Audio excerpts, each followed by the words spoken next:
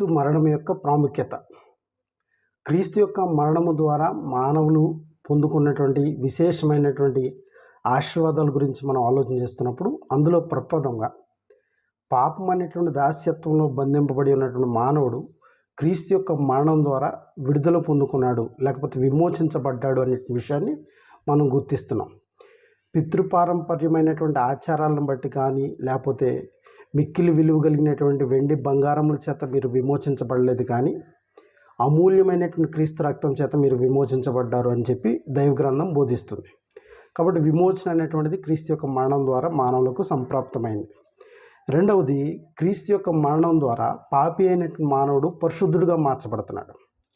ఈరోజు పరిశుద్ధతను సంపాదించుకోవడానికి మనుషులు తమ యొక్క ఆలోచనల నుండి పుట్టినటువంటి అనేక రకమైనటువంటి కార్యాల ద్వారా తమ వ్యర్థ ప్రయత్నాలు చేస్తున్నారు. అయితే మానవుడు పవిత్రుడిగా చేయబడడానికి అవకాశం లేదు.